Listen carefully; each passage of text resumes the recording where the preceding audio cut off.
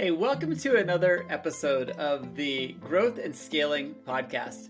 This is an awesome episode.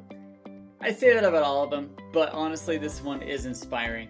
You know, I've been a big fan of our firefighters and our local service people for a long time, partly because as a kid, you know, I loved my best friend's dad was a police officer, and I just loved police and then the firefighters.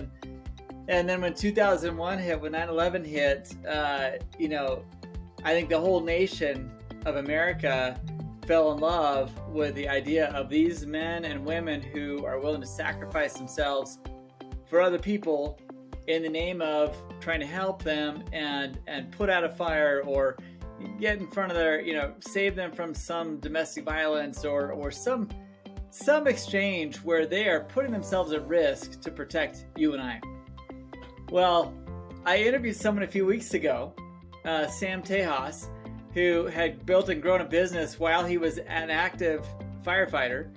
And today, unknowingly, another firefighter jumped into the mix and shared his story of growth and scaling.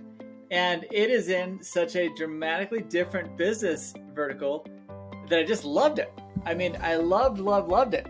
This interview is going to blow you away with the passion that he brings to a trade that he is also very familiar with, and it's jewelry business.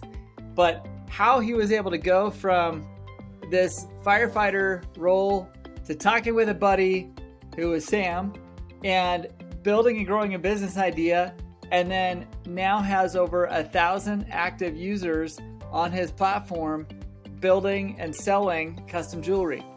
It is a fascinating story. I love it. You're going to love hearing him tell his story. And so I'm going to turn the time over to him for the rest of this episode. But it's inspiring. It's awesome. And he is on his way on a serious growth trajectory right now that is something that will help impact the way you think about your growth and scaling and how to take that business to the next level. So jump in, enjoy, and we'll see you in a few minutes on the other side of this interview.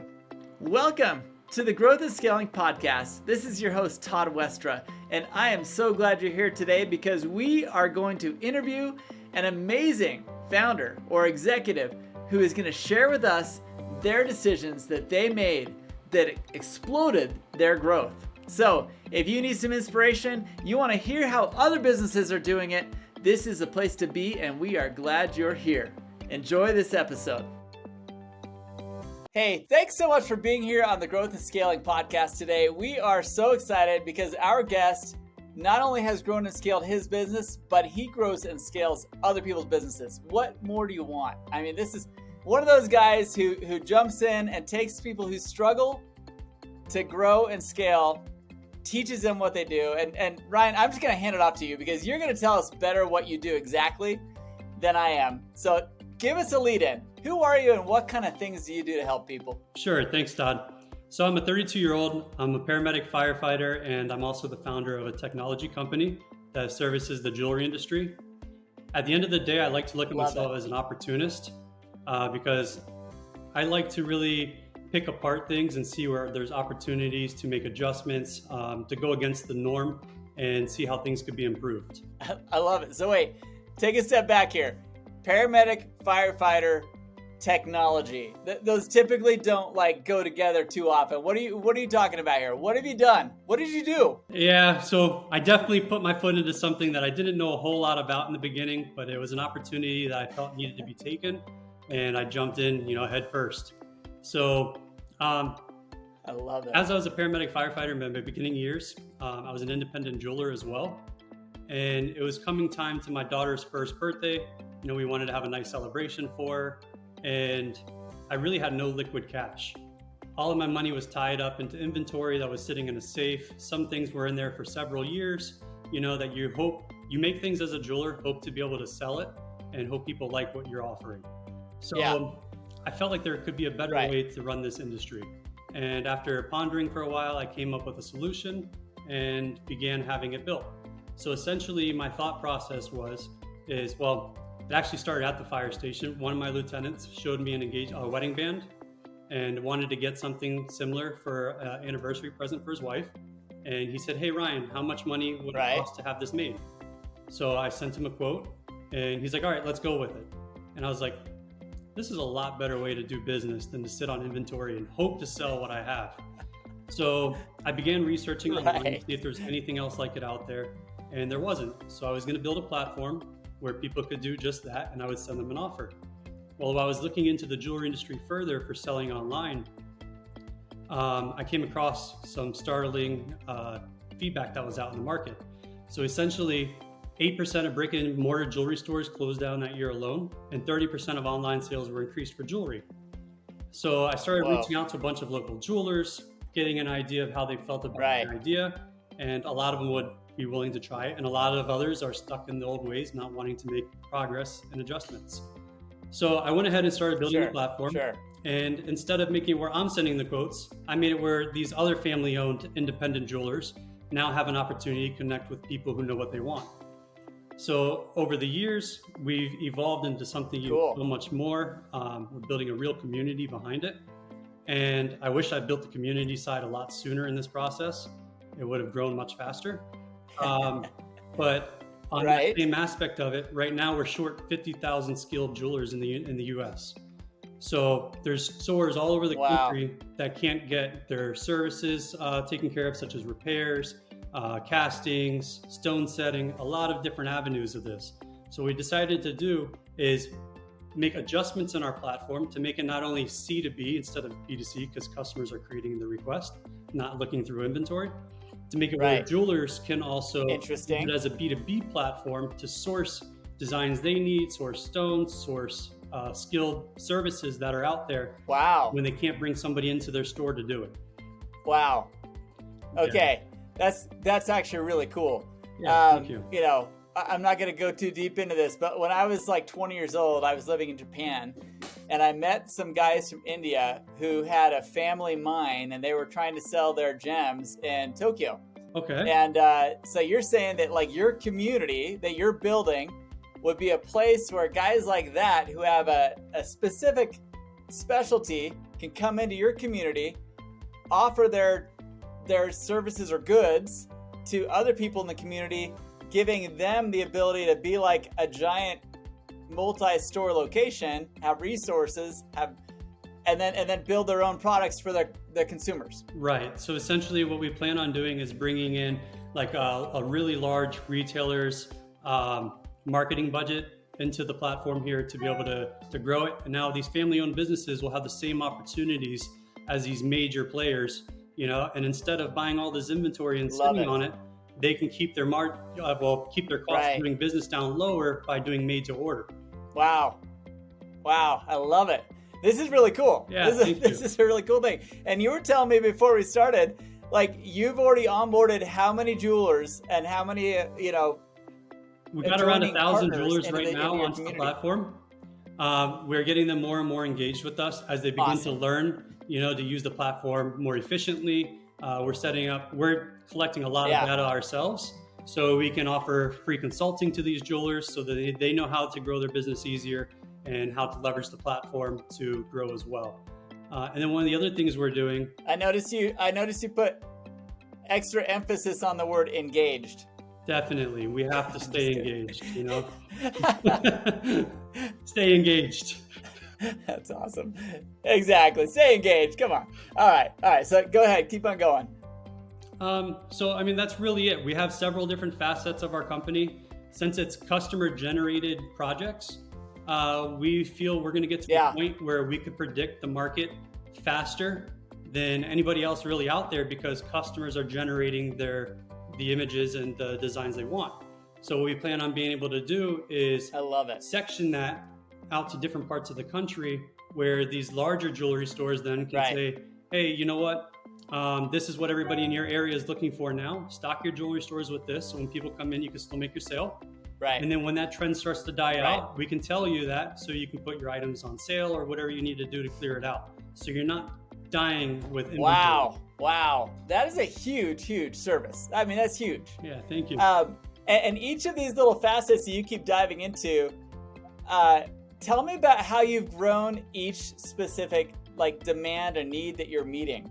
It didn't all happen at once, did it? No, not all at once. And we're still growing. We're definitely growing and increasing our outreach to have people help us, essentially. So, for instance, insurance companies is one of the ways that we're working on our growth. Interesting. A lot of these insurance companies have $1 billion worth of claims a year going through their company, and what they do is insurance companies don't hand a check out for jewelry when you lose something or it breaks. What they do is they help you get it replaced or serviced. So a lot of these people don't have a jeweler to use because so many of them have closed down for the brick and mortars. They don't have someone to that they trust to reach out to. Right. So we're becoming a place now for insurance claims to come in and get that resolved as well. The way that so I'll take it a step further back. One of the fastest ways for growth is from alliances. So when you can find companies that service your industry in one way or another, and they're not hitting the market the same way that you are, you should be able to leverage that opportunity together for you both to grow and also your customers. So that's really what we got to focus on. Love that. Love that. I would have to agree, especially as you're coming in new to an industry that's very, very experienced, like what you've done. I mean, you're literally going into a multi-thousand-year-old industry. Yeah. I mean, jewelry's not a new thing. And as you come into this multi-thousand-year-old industry with new tech and new ways of getting consumer feedback immediately, I mean, hello, this is awesome. I mean, really, really cool. How big is your potential market share? I mean, how many jewelers are there in America, let alone right now we have around 30,000 locations, I believe, of retail jewelers in the US. And then there's a lot more private jewelers, these independents that have a little shop where they work from home, all these different avenues of the jewelry industry. And we're really just trying to build that community to link everybody together so you can grow together as a community. I love it. How in this whole growth journey, what's been your favorite part? What's been like the thing that you look back on and you're like, dude, this has been my favorite part of doing this whole experience? So my favorite part of it really is the networking behind it and, building relationships with these companies, with, these jewelers. We're always constantly talking to each other now. And it allows me to really appreciate what we've been building here and find ways to make it grow and service more people. I mean, at the end of the day, that's what we're looking to do, is service the masses, the majority of people out there. I look at us as the alternative jewelry industry. Not so much, we want people still to go to brick and mortars, support your small local businesses as much as possible. But for the millions of people who do not want to go shop locally and try to negotiate with people or find exactly what they need, we're here now where you could just list a picture, list your requirements, and receive private offers. Wow. That's so cool. Yeah, thank you. I love it.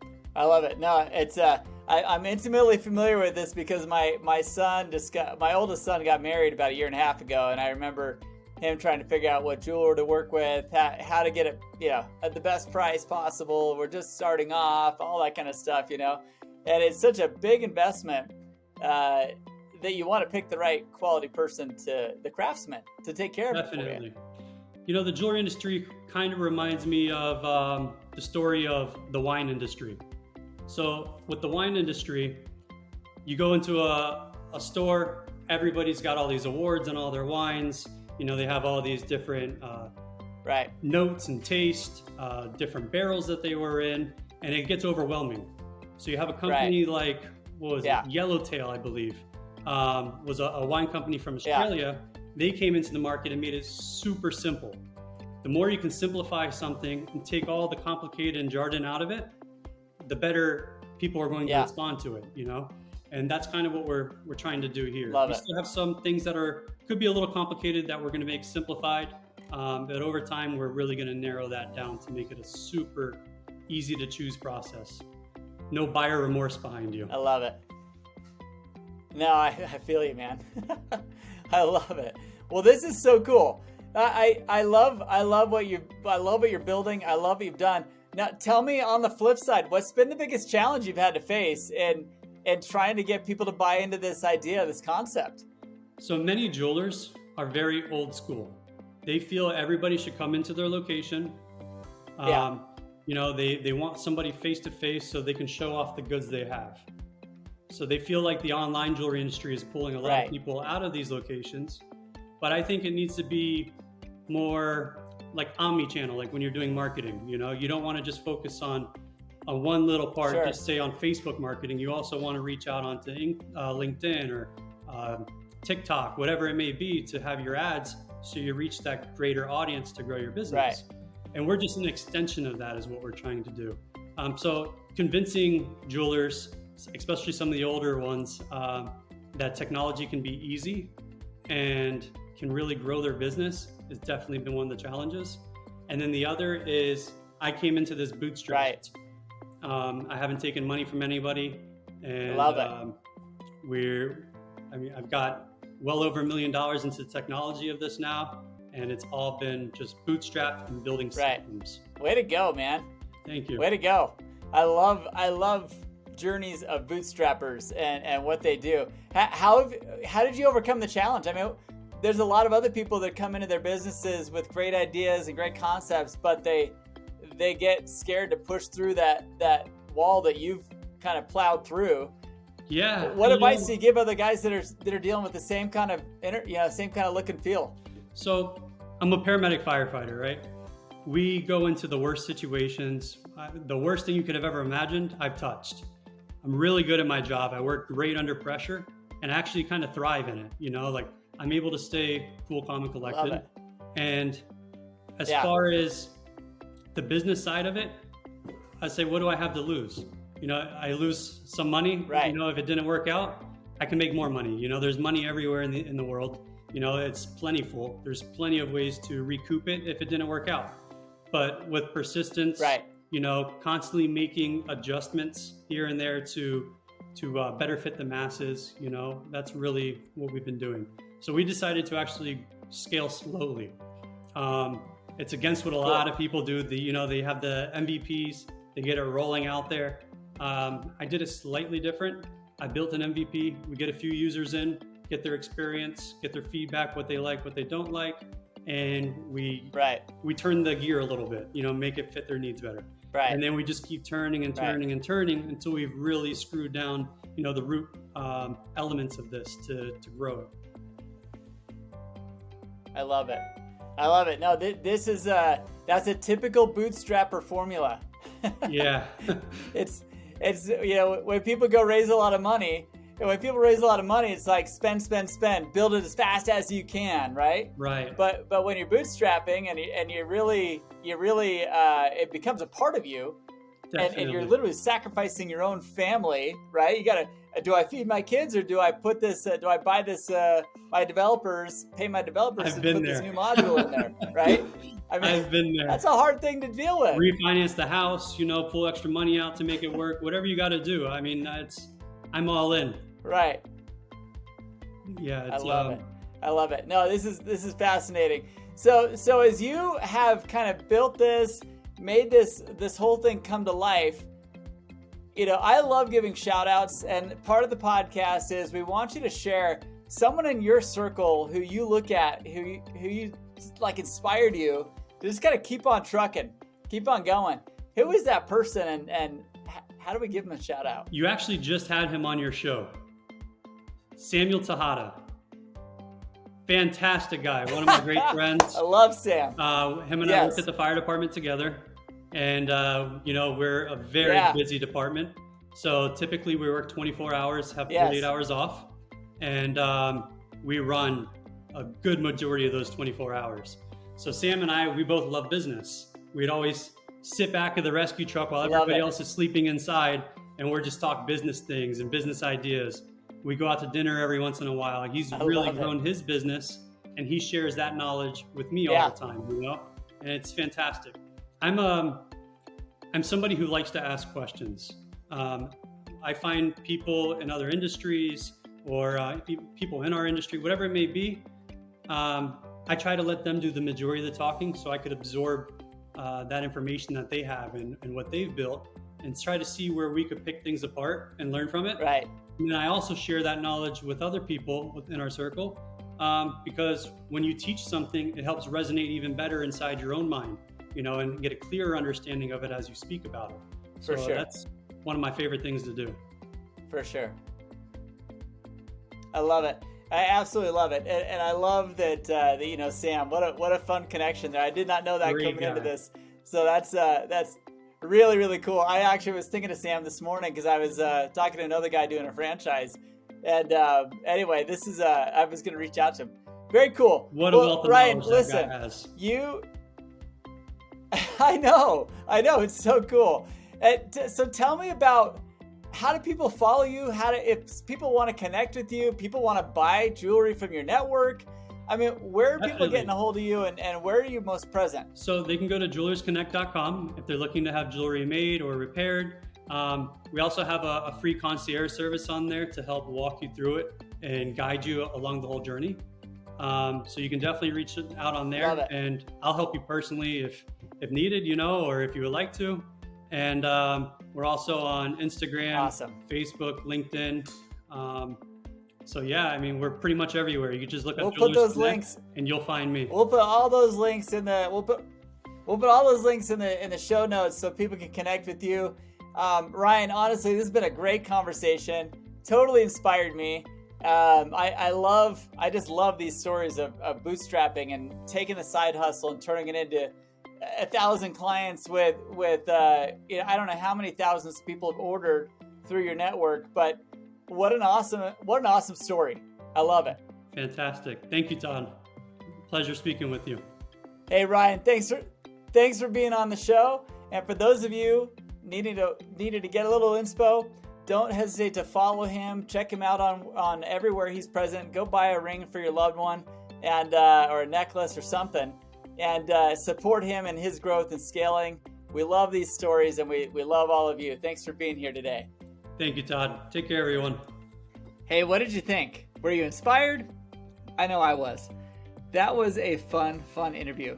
And Ryan is one of those guys that you can't help but love that guy. I mean, firefighter, shows up in a suit and tie and is here to put on his best face to build and grow his business. I love it.